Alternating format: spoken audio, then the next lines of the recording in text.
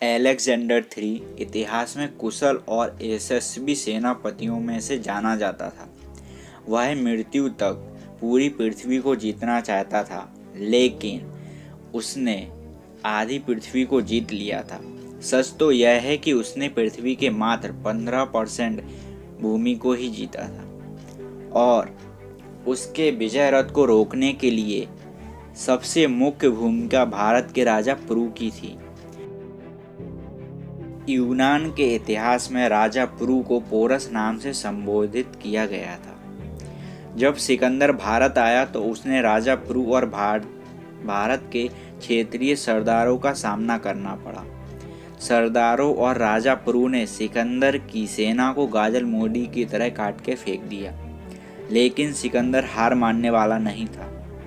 सिकंदर ने अपने जीवन काल में ईरान, सीरिया, मिस्र, मेसोपोटामिया, फिनिया, यहूदा जैसे जगह पे अपना राज्य बना लिया था और वह भारत को अपनी जीत का हिस्सा बनाना चाहता था।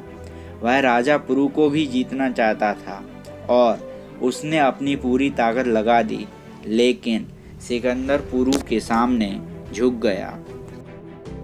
उसकी तलवार जमीन पर गिर गई और वो भी उसके साथ गिर गया, लेकिन राजा पुरु उसे मार नहीं पाए क्योंकि वह सोच में विलीन हो गए। और जब तक सिकंदर के सैनिकों ने सिकंदर को बचा लिया और फिर जब सिकंदर ने फिर से हमला किया तो राजा पुरु को हारना पड़ा और राजा पुरु जब उनसे हार गए तो राजा पुरु को बंदी बना लिया। तब सिकंदर ने राजा पुरु से पूछा, आपके साथ क्या व्यवहार किया जाए?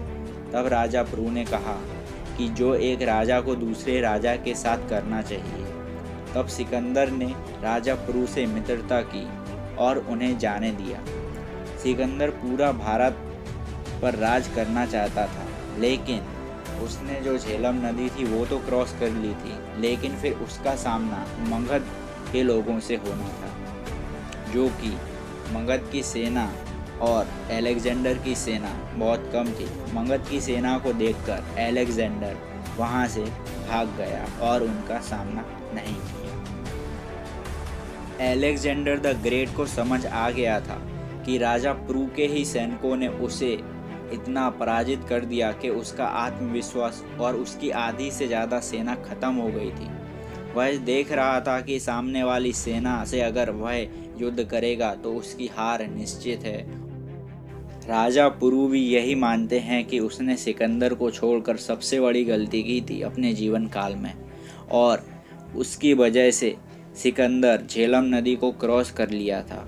यह राजा पुरु की जीवन काल की सबसे बड़ी गलती उन्होंने स्वयं कबूल की थी और राजा पुरु को सिकंदर के सेना के एक व्यक्ति ने गद्दारी या धोखेबाजी से मार दिया था।